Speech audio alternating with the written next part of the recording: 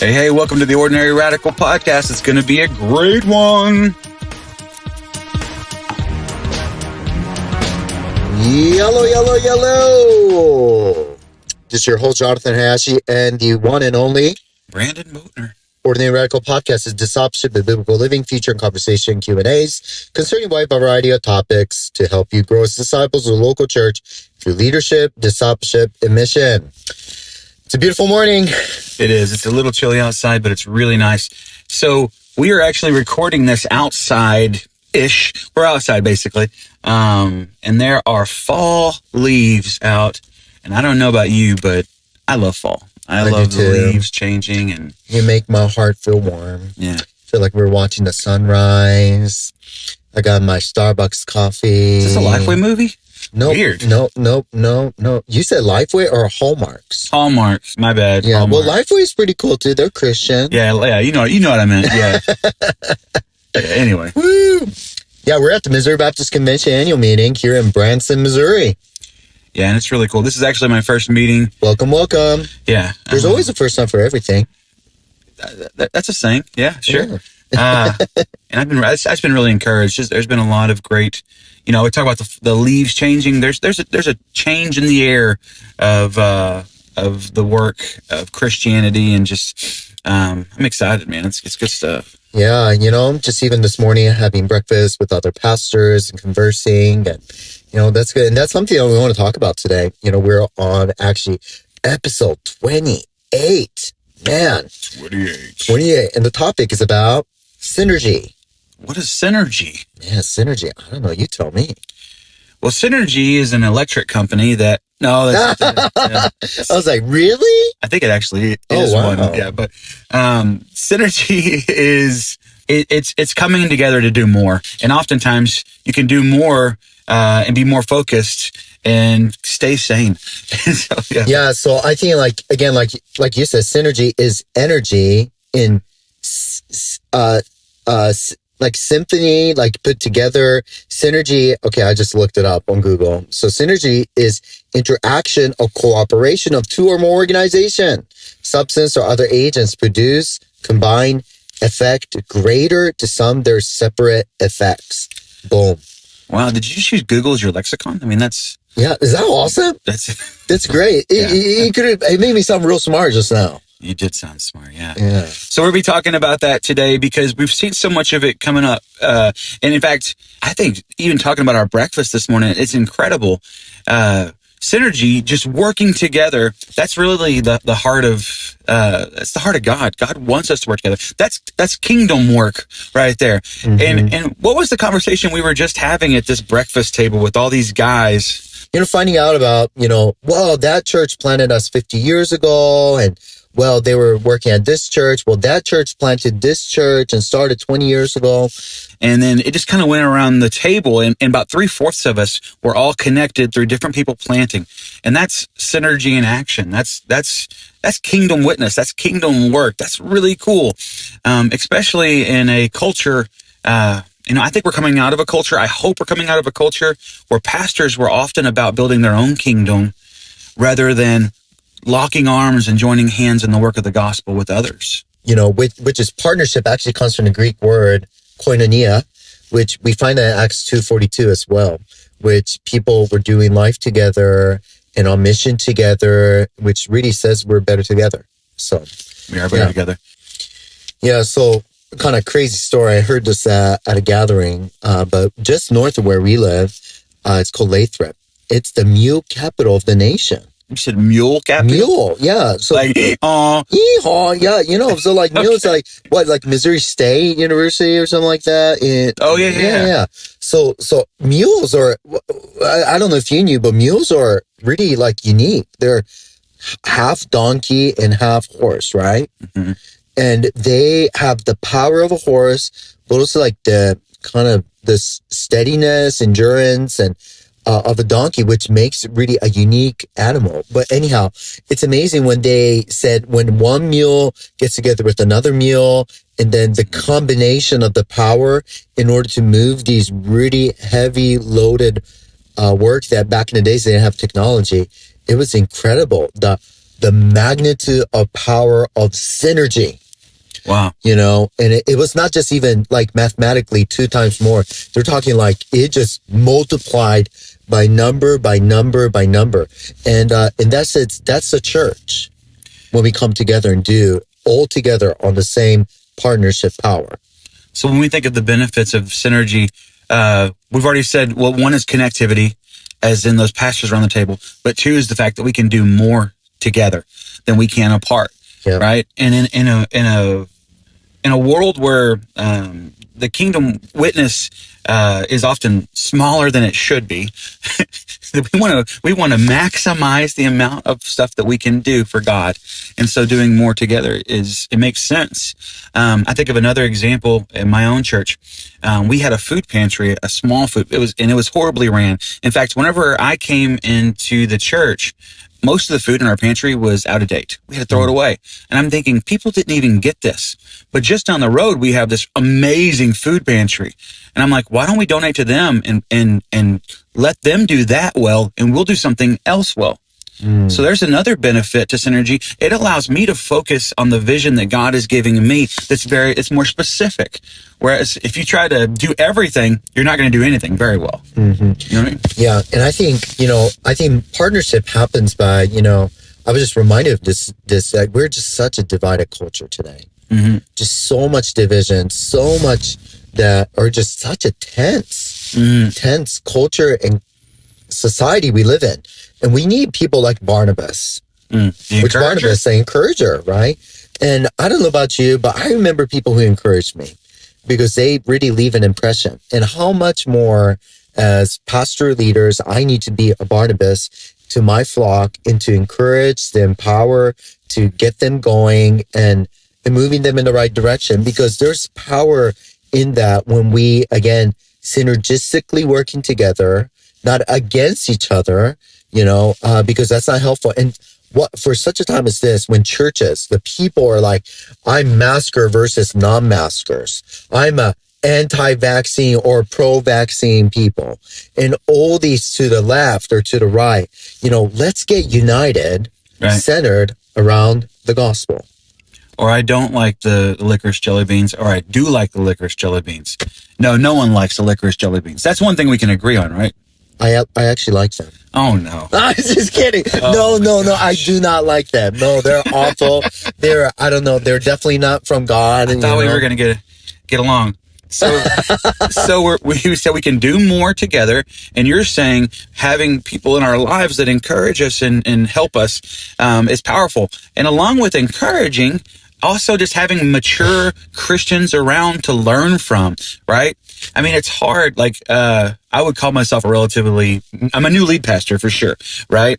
Trying to learn everything on my own just doesn't make sense whenever so many people have already gone through these paths, right? And so if you try to build your own kingdom, if you try to do your own work and you don't do things with others, that's it's sad. It's going to be harder for you. Yeah. So I was just thinking even historical, I'm a kind of nerdy. I'm a little historian, but when you think about churches that saw the need, such as I'm thinking about, I just love James 1:27, but, churches said, we got to do something with society that's in need of orphans. They started orphanages, and they noticed missionaries like David Livingstone. Yeah. He became a medical missionary going to Zambia. And, and there's even a statue dedicated after him, but, they started, hospitals when nobody would step in and take care of people. There were, even the early church when these major disease and sickness were going around, churches were the one hey, we'll take care of the body of the people. We'll take care of them. We'll love them. We're going to give them the gospel.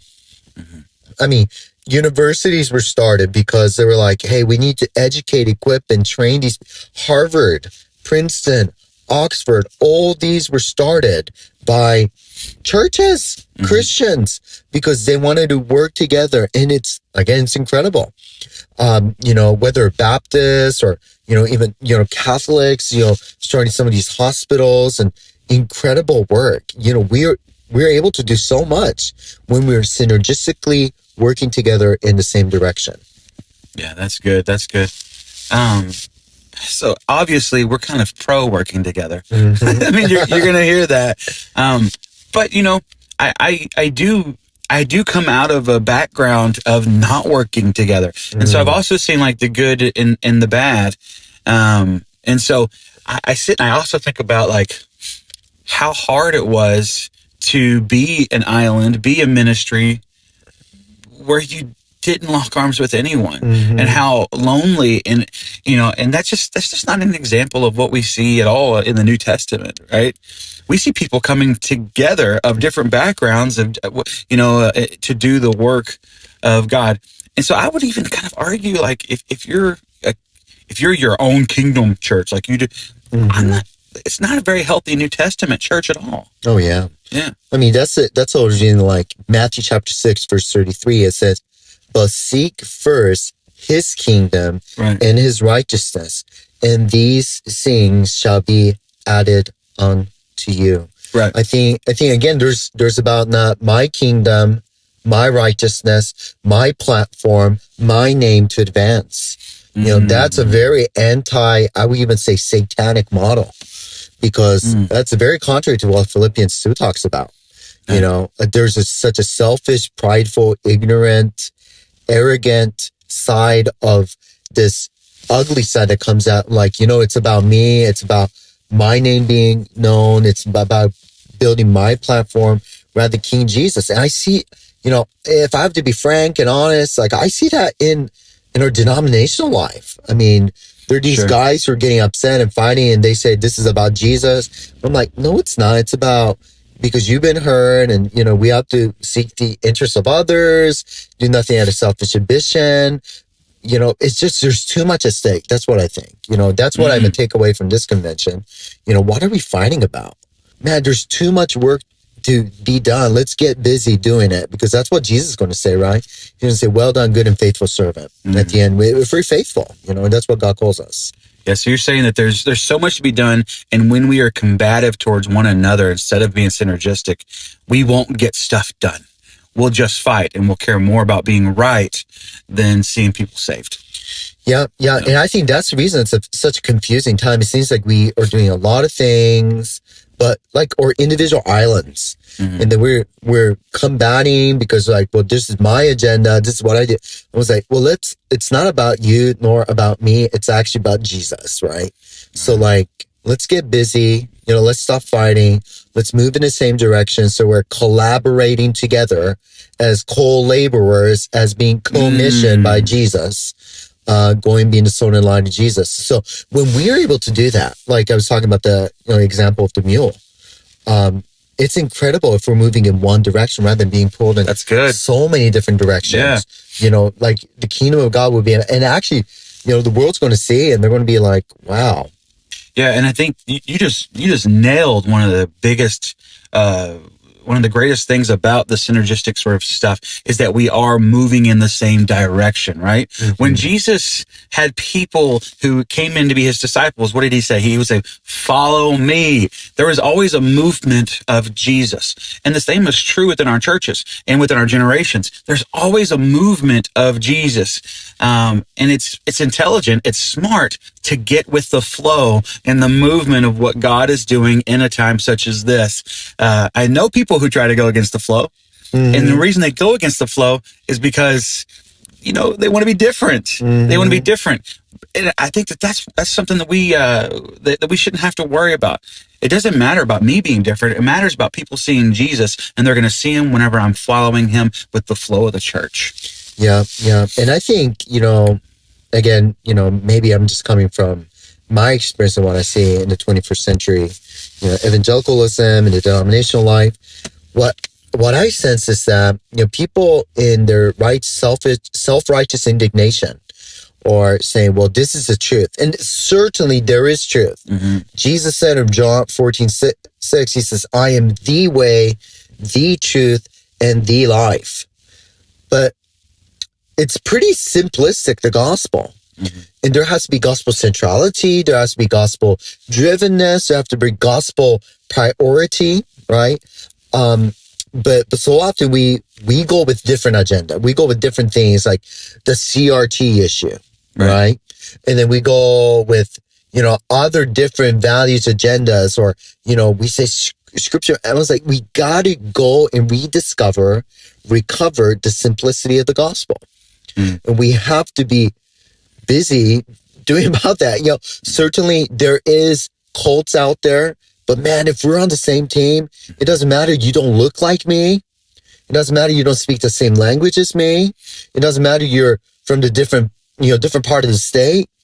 We're together and we're on the same team. So let's stop bickering and scolding and scrutinizing on Twitter one another and putting down, like, that's where Barnabas comes in, right? Let's encourage one another. Say, let's do this together. We're together on mission.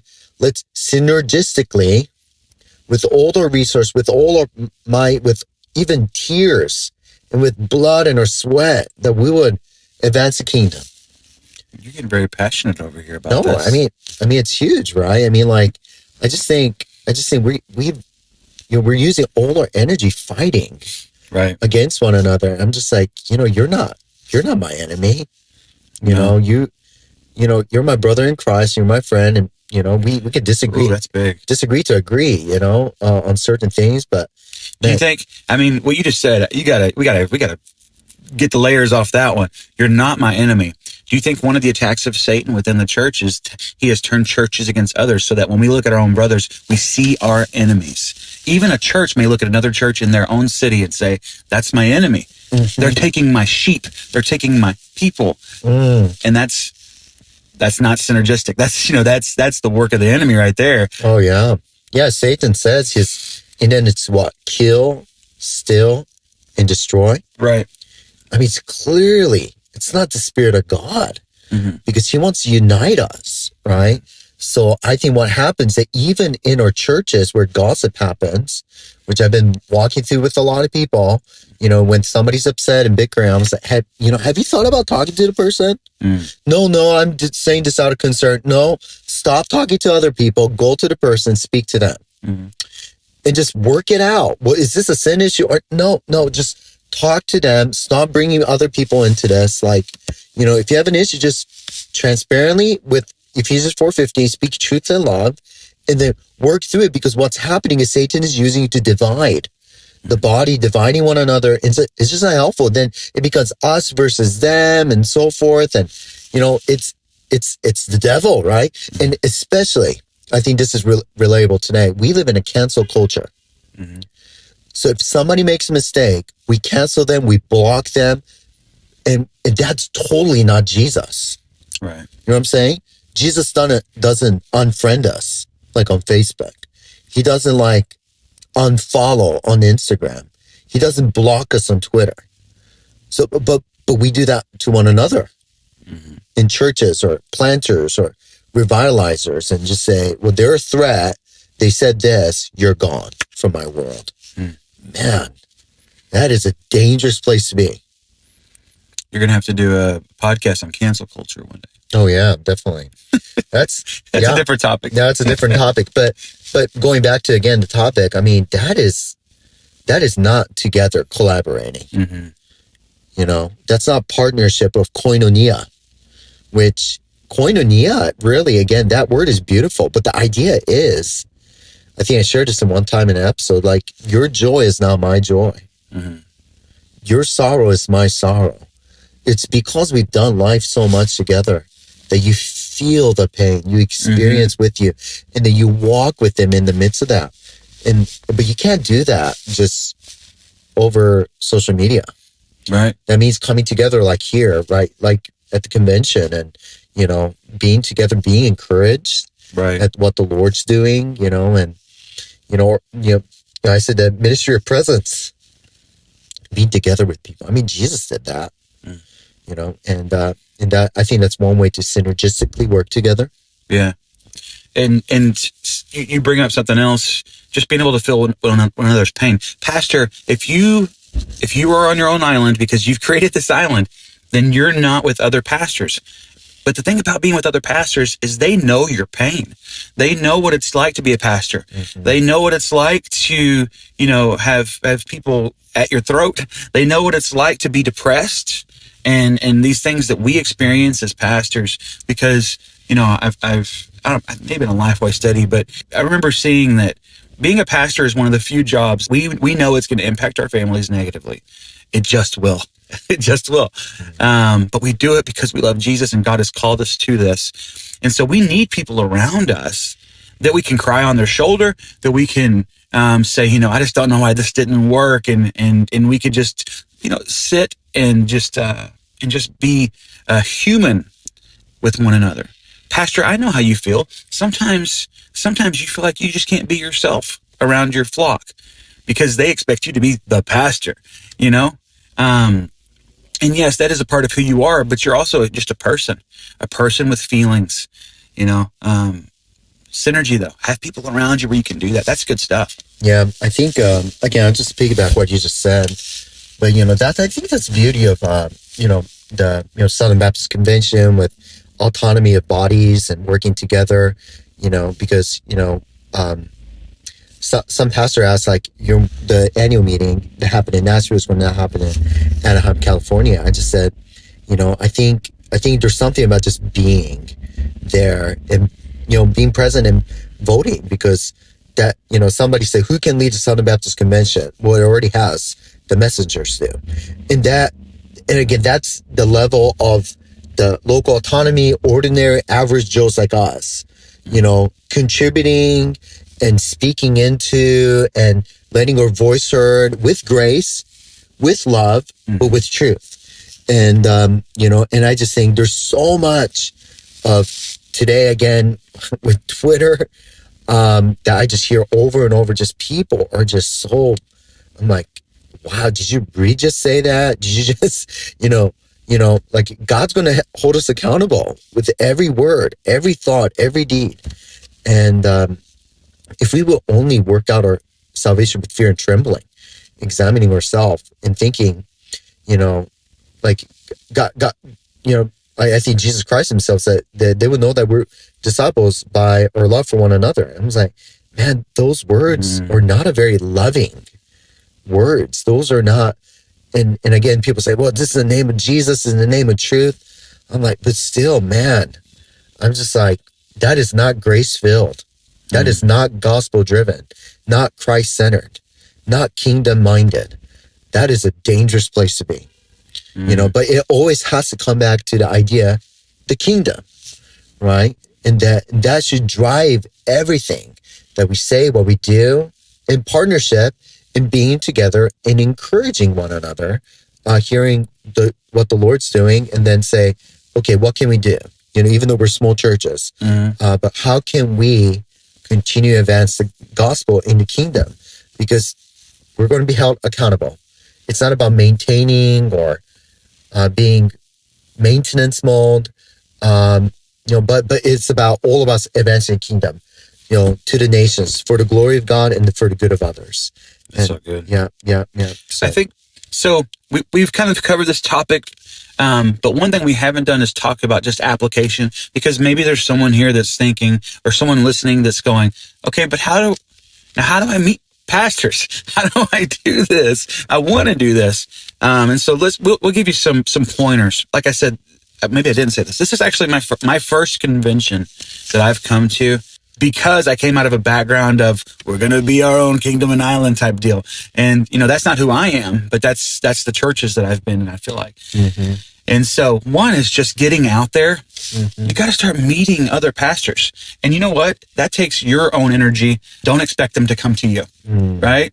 And so you're introducing yourself, you're meeting them, you're telling them about you. You're interested. You got to show interest in others too. How can I be praying for your church right now? Oh, your church has this coming up? Maybe we could figure out how to do this together. So you've got things like that. I think I was just thinking about this. It was about 7 years ago, I think, the first time we met. Right. 7 to 8 years ago. And that was even a denominational Baptist gathering. It was a bunch of pastors who were needing encouragement. And that too, I know some people get offended by that, but my goodness, like God's kingdom is so much bigger than the Baptists. Yeah. You know, seriously. And then God is doing some incredible stuff. Like, let's work together. Yeah. Again, there's some, theological issues that I would disagree, but man, I can still work together. Let's not burn down bridges. And I just think we're doing that and that it's not helping anybody. Right. It's not a good witness to the world. So, just the first time I even met Brandon, I was like, who's this dude? But after that, we just hit it off and we've been great friends ever since, and be able to produce resources like this on the podcast and meet and go to conventions, sit together, sip a coffee, have breakfast, and lifetime friend, partner together. Koinonia. But that was kind of started because I decided to show up. Mm-hmm. I was almost tempted not to go that day. I still remember. But that was 7 years ago. If I remember right, whenever we were sitting in a coffee shop, all the other, so we were both worship leaders at the time, and the other worship leaders had began talking about something else, and you and I stuck to some topic of like a theological topic, and we were sitting there talking. We were just growing, right? And I didn't know that I was going to be meeting you in that situation at all. Again, like you, I had to talk myself into going because, I love my worship pastors, but we talk about gear more than God. And that's the thing, so that's another one. Just getting out there, kind of being vulnerable, talking to people, letting your needs be known to others. Some of you have good associations. I know the Baptists have some great associations and things.